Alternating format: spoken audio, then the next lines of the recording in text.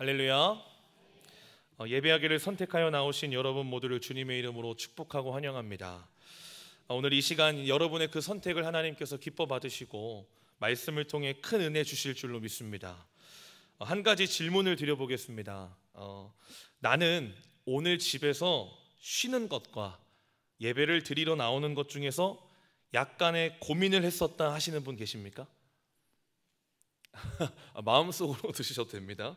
아니면 나는 오늘 다른 일정이 있었는데 그것을 미루거나 포기하고 예배를 드리러 나온 것이다 하는 분 계실까요? 모두가 수요일 저녁은 예배가 선약으로 되어 있는 믿음의 사람들이라는 것을 결론으로 내리겠습니다. 여러분, 방금 이 질문들은요, 선택에 관한 질문이었습니다. 여기 계신 모두는 오늘 예배를 드리려고 선택해서 나오신 것이죠. 그런데 이런 질문을 한번 던져보게 됩니다. 과연 내가 선택했기에 나올 수 있었던 것일까? 예배를 내가 선택해서 나온 것인데 과연 내가 선택했기에 나올 수 있었던 것일까? 라는 질문을 한번 던져보게 됩니다. 저는 찬양 인도를 하게 되면 그 찬양 인도를 하기 전에 대표로 기도할 때 항상 이런 기도를 합니다. 하나님, 다른 것 할 수 있고 다른 곳 갈 수 있는 이 시간에 예배하기를 선택하여 나왔습니다. 그러나 내가 선택한 것이 아니라 주님이 나를 이 자리에 불러주셨고 초대해 주셨기에 가능한 줄로 믿습니다 라고 저는 그렇게 항상 기도합니다. 여러분, 오늘 내가 스스로 선택하여 이 자리에 나온 것 같지만 사실은 하나님이 이 자리로 나를 불러주셨기에 가능한 것입니다. 따라서 나의 선택보다 주님의 청함이 우선이라는 것입니다. 우리의 구원도 마찬가지입니다. 그 어떤 누구도 하나님 제발 나를 구원해 주십시오 라고 요청하지 않았습니다. 그 어떤 누구도 구원받기를 먼저 선택한 사람은 아무도 없다는 것입니다. 하나님께서 당신의 아들을 통해 구원의 길을 열어주셨고 우리를 구원의 자리로 먼저 청하여 주신 것입니다.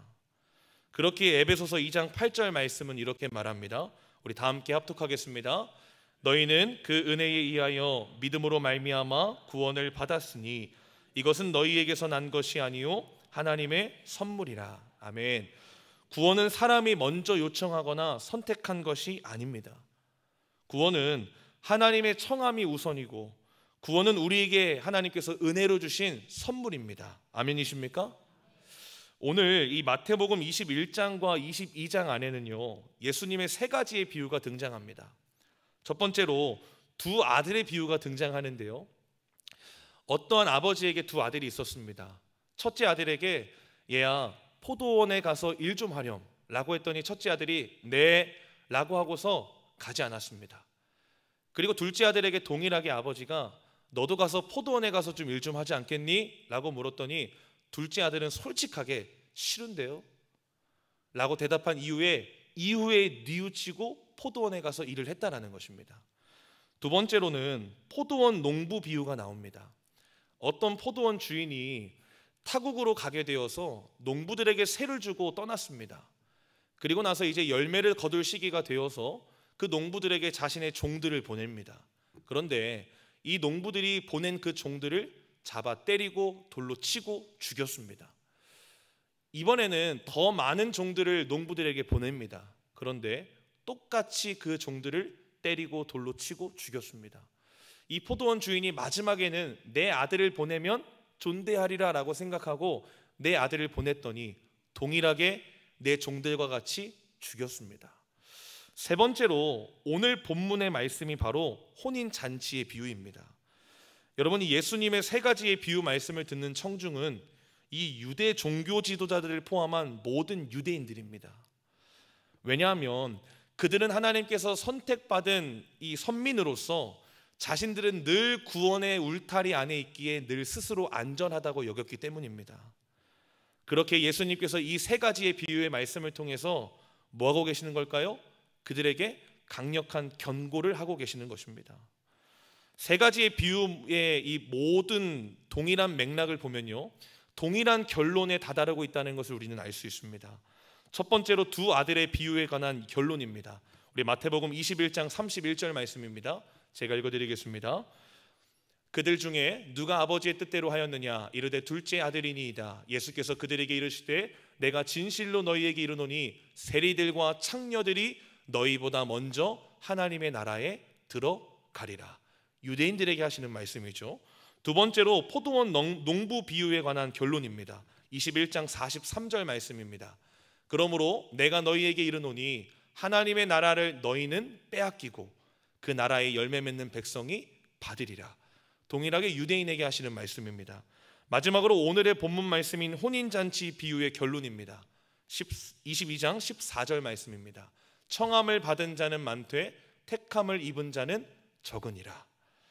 여러분, 이 세 가지 비유 말씀의 결론들이 이야기하고자 하는 것은 딱 한 가지입니다.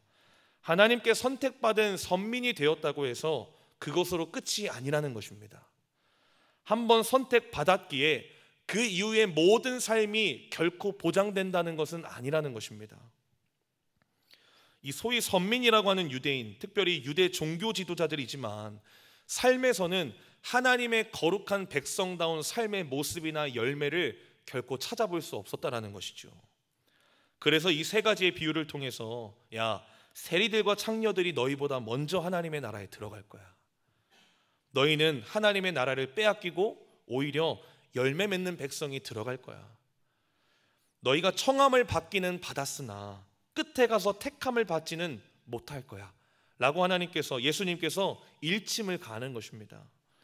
여러분, 지금의 우리도 마찬가지입니다. 예수님을 영접하고 세례를 받고 성도가 되고 직분자가 되었다고 해서 그것으로 끝이 아니라는 것입니다. 그것이 결코 천국행을 보장하는 티켓이 될 수 없다는 것입니다. 즉, 지금 내가 교회 안에 있고 신앙의 울타리 안에 있다고 해서 먼 훗날 천국 잔치의 안에 있을 거라고 그 어떤 누구도 보장할 수 없다는 것입니다. 오늘 예수님의 비유의 결론을 다시 한번 읽어볼까요? 14절 말씀입니다. 함께 읽을까요? 시작. 청함을 받은 자는 많되 택함을 입은 자는 적으니라. 아멘.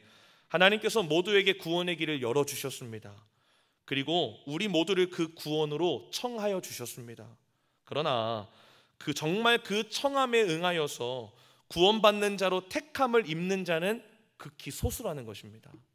따라서 청함을 받는 것을 넘어서 반드시 택함을 입는 자가 되어야 합니다. 천국잔치의 초대장을 받는 것을 넘어서 반드시 그 천국잔치 자리 안에 앉아 있어야 한다는 것입니다. 제가 이 말씀을 묵상하면서 설교문에 이렇게 직접 손으로 적어봤습니다. 천국잔치의 청함을 받는 것도 중요하다. 그러나 동시에 중요한 것은 청함을 받은 그 천국잔치 안에 있는 것이다. 여러분, 이해 가십니까?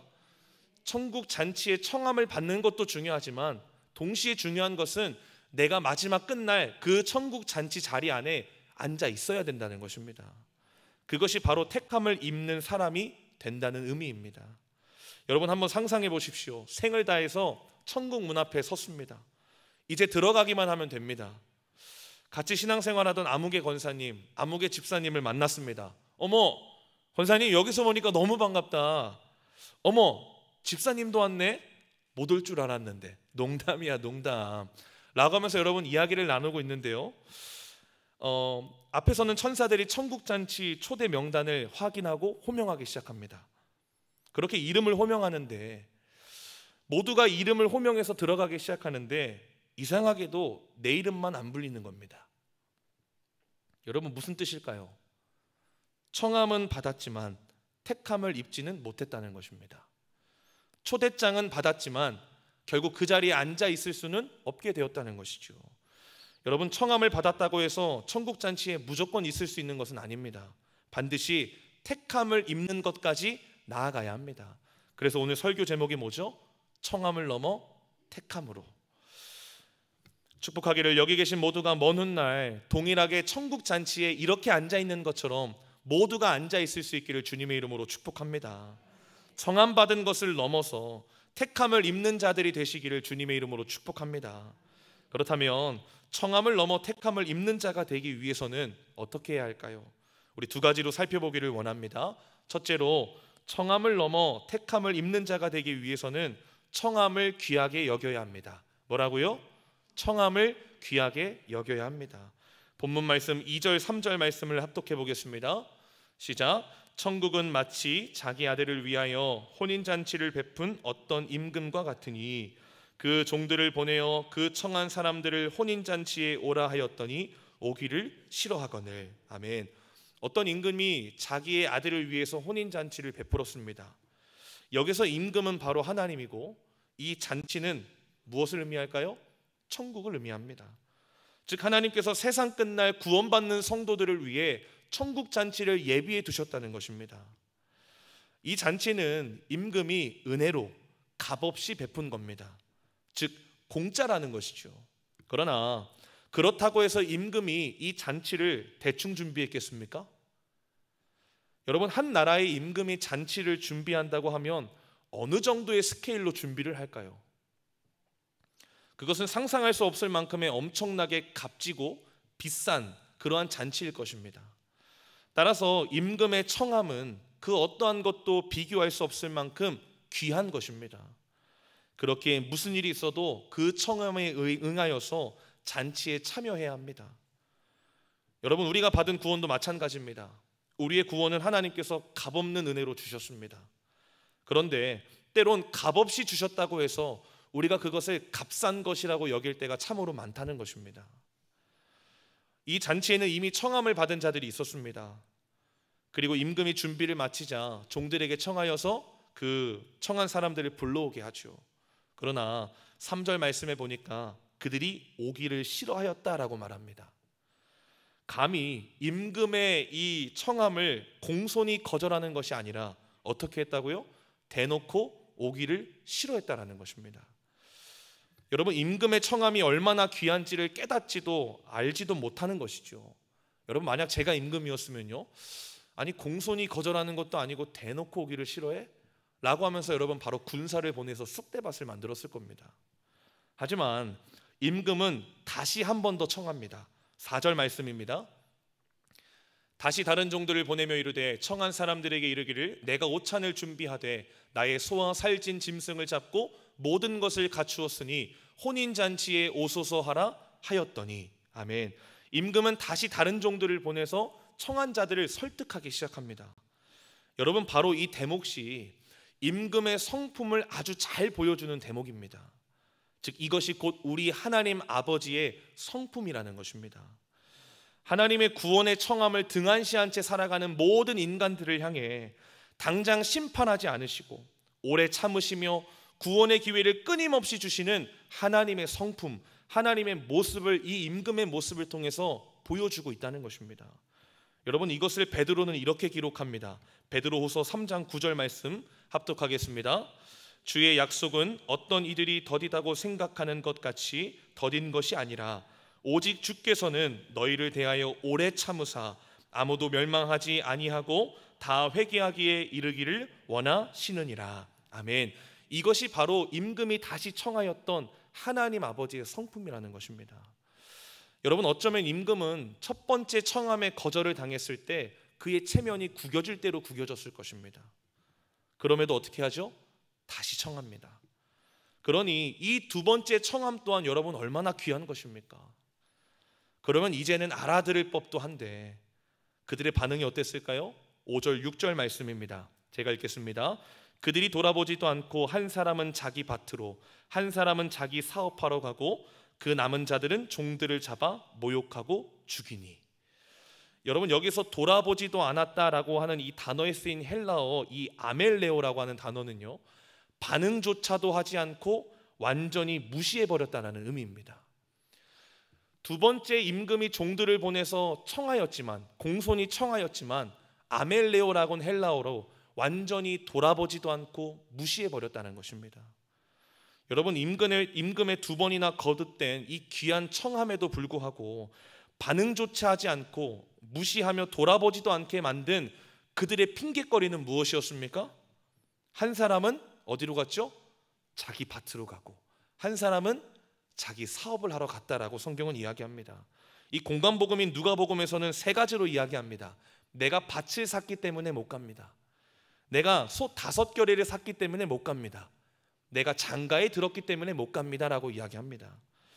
여러분, 핑계거리에 공통점이 있죠. 무엇일까요? 바로 생계의 문제라는 것입니다. 여러분, 임금의 귀한 청함에도 오기를 싫어하고 더 나아가 돌아보지도 않게 만든 것이 무엇입니까? 바로 이 땅에서의 먹고 사는 문제 때문이라는 것입니다. 여러분, 이들에게 있어서는 당장 눈앞에 있는 현실, 당장 내 눈앞에 놓여 있는 먹고 사는 문제가 더 중요했습니다. 그러니 임금의 청함이 얼마나 귀한지를 깨닫지도 못하고 알지도 못했던 것이죠.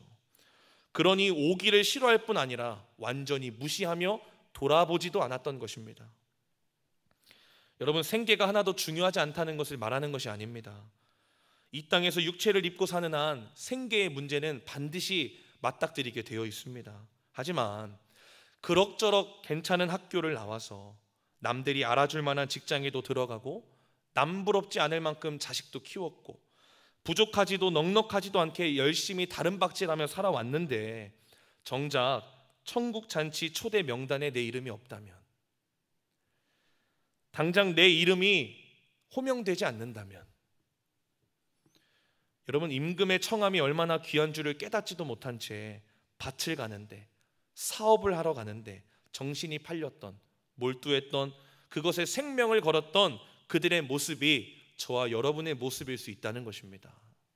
사랑하는 성도 여러분, 천국 잔치로 초대하시는 하나님의 이 귀한 청함을 귀한 것으로 여기지 못하게 만드는 핑곗거리들은 여러분에게 있어서 무엇이 있습니까?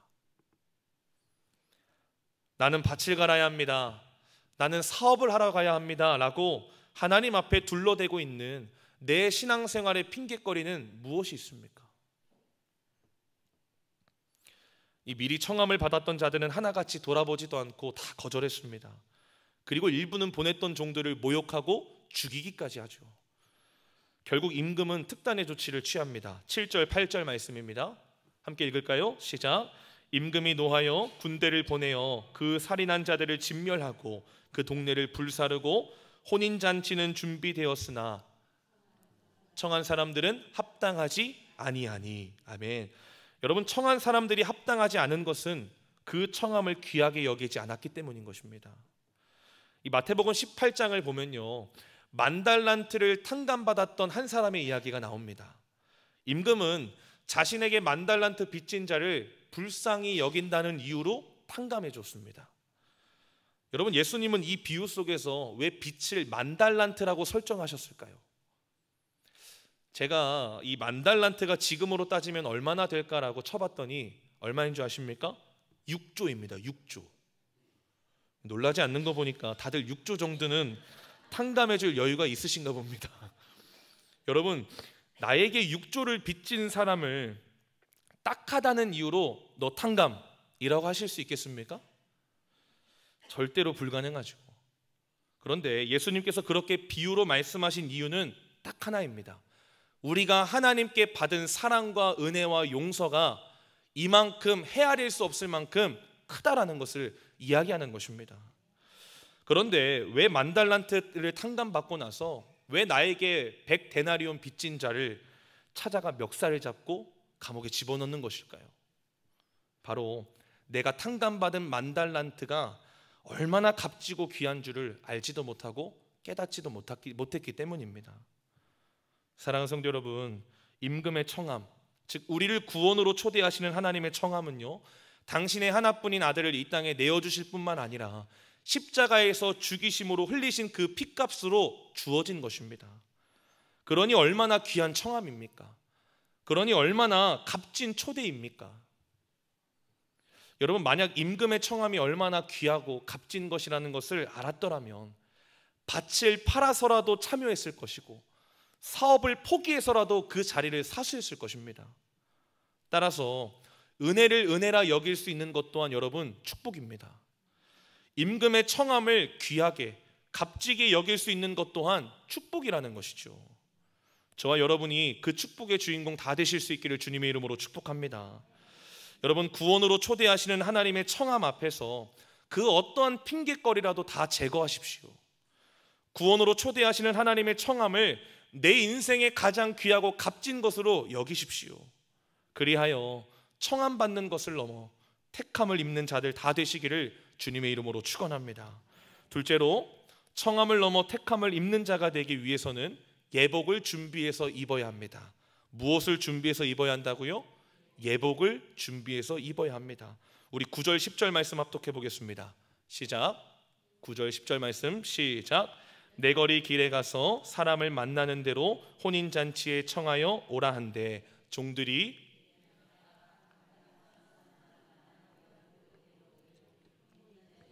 손님들이 가득한지라. 아멘. 이제는 청함을 받은 자들 외에 길에서 만나는 대로 누구든지 청하여 데리고 옵니다. 즉 잔치에 참여하는 자들의 조건이 청함을 받은 자에서 누구나로 바뀌게 된 것이죠. 여러분, 이것을 구원의 관점으로 해석하면 하나님의 구원이 선민 유대인들을 넘어 이방인에게까지 확장되었다는 것을 의미하는 것입니다. 그렇게 10절의 말씀처럼 혼인잔치에 손님들이 가득하게 되었습니다. 그리고 임금이 손님들을 보러 그 잔치에 들어오지요. 그런데 한 가지 문제가 발생합니다. 바로 그곳에 예복을 입지 않은 한 사람이 있었던 것입니다. 임금은 친구여 어찌하여 예복을 입지 않고 여기 들어왔느냐라고 묻습니다. 그런데 그는 임금 앞에서 어떠한 말도 하지 않습니다. 그리고 그는 결국 13절의 결말을 맞이하게 되죠. 13절입니다. 13절 임금이 사환들에게 말하되 그 손발을 묶어 바깥 어두운 데에 내던지라 거기서 슬피 울며 이를 갈게 되리라 하니라. 아멘. 여러분, 이 부분에서 아주 중요한 핵심 키워드는요 예복이라고 하는 것입니다. 종들은 길에서 만나는 대로 악한 자나 선한 자나 할 것 없이 모두 다 누구든지 그 잔치에 데리고 왔습니다. 그렇다고 해서 이 사람이 악한 자였기 때문에 쫓김을 당했냐? 아니죠. 여러분, 하나님의 구원에는요 어떠한 차별도 없습니다. 믿으십니까? 예수님의 말씀을 보면 하나님은 햇빛을 악인에게나 선인에게나 동일하게 비치시고 이 비라고 하는 것을 의로운 자나 불의한 자에게 모두 다 내려주신다라고 이야기합니다. 즉 하나님의 구원의 값없는 은혜는 누구든지 동일하게 받을 수 있는 것입니다. 또한 구원으로 초대하시는 하나님의 청함은 누구든지 받을 수 있는 것이죠. 그렇다면 여러분, 무엇이 문제입니까? 예복을 준비하여 입지 않았기 때문이라는 것입니다. 이 유대 결혼 풍습을 보면 혼주가 이 초대하는 손님들에게 예복을 제공하는 관습이 있었다고 합니다. 특히 왕이나 부유한 이 귀족들이 잔치를 열 경우에 손님들에게 그 잔치에 합당한 예복을 하나씩 다 제공하는 것이 일반적인 관습이었고, 이 예복을 제공받은 이는 반드시 그 예복을 준비하여 그 잔치에 입고 나타나야 했습니다. 만약 제공해준 그 예복을 준비해서 입지 않았더라면 오늘의 말씀처럼 혼주에 대한 단순한 무례가 아니라 그 혼주의 정성과 은혜를 완전히 무시하는 것으로 여겨졌기 때문에 내쫓김을 당하게 되었다고 합니다. 여러분, 이 예복은 청함을 받은 사람이라면 누구든지 제공받는 것입니다. 길거리에 있었던 악한 자나 선한 자나 청함을 받았기에 반드시 임금은 그 예복을 다 하나씩 나누어 줬을 것입니다. 그런데 결정적으로 어디에서 차이가 났죠? 그 제공받은 예복을 준비해서 입고 왔느냐 아니면 입고 오지 않았느냐에서 차이가 났다는 것입니다. 무슨 뜻일까요? 여러분, 임금의 몫은요 잔치에 청하며 예복을 제공하는 것까지가 임금의 몫입니다. 그렇다면 그 이후에 예복을 준비해서 입고 나오냐 아니면 입고 오지 않아서 내쫓김을 당하느냐는 임금의 몫이 아니라 청함을 받은 내 몫이라는 것입니다. 그렇다면 여러분, 예복을 준비해서 입는다는 것은 어떠한 의미일까요? 바로 천국잔치에 합당하게 정결하고도 거룩한 삶의 모습을 준비해야 한다는 것입니다. 단순히 청함을 받았다는 것을 기뻐하는 것으로만 끝나면 안 됩니다. 기뻐하는 것을 넘어서 실제적으로 예복을 준비하여 입음으로 그 잔치에 걸맞는, 그 잔치에 어울리는, 그 잔치에 합당한 모습으로 잔치에 참여해야 한다는 것입니다. 마찬가지로 하나님께서 모두에게 구원의 길을 열어주셨습니다. 그리고 모두를 그 구원의 자리로 초대하십니다. 그런데 중요한 것은 청함을 받았다는 것을 기뻐하는 것으로 끝나는 것이 아니라 그 초대에 실제적으로 응하며 걸맞는 합당한 삶의 모습이 준비되어야 한다는 것입니다. 여러분, 청함은 받았는데 그 받은 예복을 준비해서 입고 가지 않는다면 아무 소용없는 것이죠. 등불은 있는데 기름을 준비하지 않으면 밤중에 오는 신랑을 맞이할 수 없는 것이죠. 그렇다면 여러분, 반드시 우리가 준비해야 되는 이 기름이라고 하는 것은 무엇일까요? 우리가 반드시 준비해야 해서 입어야 하는 그 예복이라고 하는 것은 우리에게 어떤 의미일까요? 바로 하나님 앞에서의 정결하고도 거룩한 삶을 의미하는 것입니다. 에이, 난 모태신앙인데, 에이, 난 직분자인데, 에이, 내가 이래도 신앙의 연수가 얼마인데 라고 할 수 있지요. 하지만 그것과는 별개입니다. 천국잔치에 어울리는 합당한 하나님 앞에서의 정결한 삶, 거룩한 삶이 반드시 여러분 준비되어야 합니다. 그러한 삶을 하나님 앞에서 서는 그날까지 계속해서 준비하고 살아내는 것이 저와 여러분의 몫이라는 것입니다. 그것이 바로 예복을 준비하여 입는다는 것입니다. 빌립보서 2장 12절에서 사도 바울은 이렇게 말합니다. 제가 읽어드리겠습니다. 그러므로 나의 사랑하는 자들아, 너희가 나 있을 때뿐 아니라 더욱 지금 나 없을 때에도 항상 복종하여 두렵고 떨림으로 너희 구원을 이루라. 아멘. 여기서 두렵고 떨림으로 너희 구원을 이루라는 것은 하나님을 경외함으로 진중하게 그 구원에 합당한 삶을 준비하고 살아내라는 것을 의미하는 것입니다. 그렇기 위해서 나는 청함받은 사람이야, 청함받은 것으로 됐어가 아니라 신앙의 안일함을 깨닫고 신앙의 나태함에서 벗어나서 청함을 받은 것으로 기뻐하는 것으로 끝나는 것이 아니라 청함받은 자답게, 구원받은 자답게 정결하고도 거룩한 삶을 하나님 앞에서 끊임없이 준비하며 살아내야 된다는 것입니다. 우리 교회 한 해 표어가 무엇입니까? 신앙의 야성을 회복하는 거 아니겠습니까? 여러분, 그것이 바로 예복을 준비해서 입는 것과 마찬가지입니다. 여러분, 임금이 베푼 잔치 석상에서 내쫓김을 당할 수 있다는 것은요, 세상 끝날 하나님 앞에 섰을 때도 동일하게 내쫓김을 당할 수 있다는 것을 우리에게 경고하고 있는 것입니다.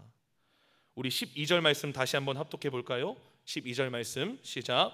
이르되 친구여, 어찌하여 예복을 입지 않고 여기 들어왔느냐 하니 그가 아무 말도 못하거늘. 아멘. 간절히 축복하기를, 저와 여러분이 하나님 앞에 섰을 때 아무 말도 못하는 자가 아니라, 하나님, 저 예복 잘 준비해서 입고 왔습니다.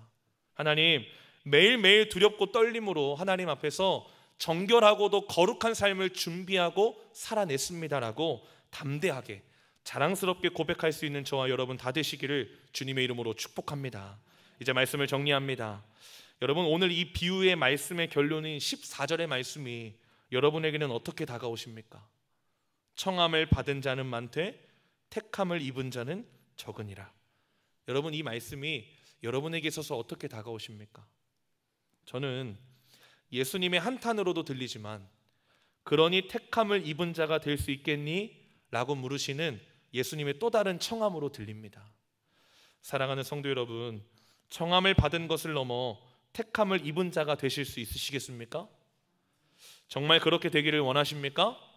아멘. 그렇다면 그 청함을 세상 어떠한 것보다 값진 것으로, 귀한 것으로 여길 뿐만 아니라 하나님 앞에 서는 그날까지 두렵고 떨림으로 정결하고도 거룩한 삶을 잘 준비하고 살아내시기를 바랍니다.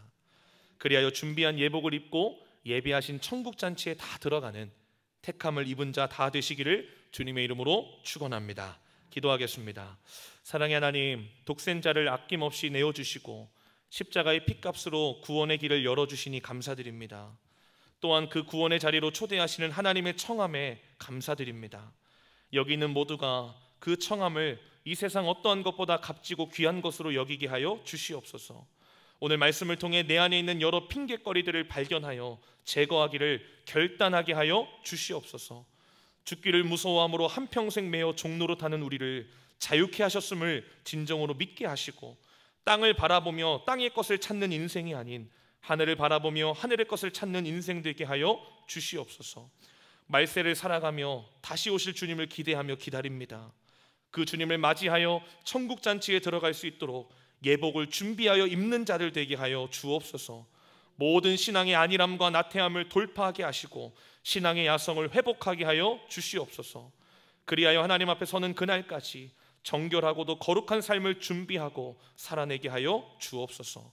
청함을 받은 자는 많지만 택함을 입은 자는 적다고 말씀하시는 주님의 말씀 앞에 택함을 입은 자가 되기를 원하며 결단하오니 토기장이 되시는 주께서 우리를 그렇게 빚어주시고 세워주시옵소서.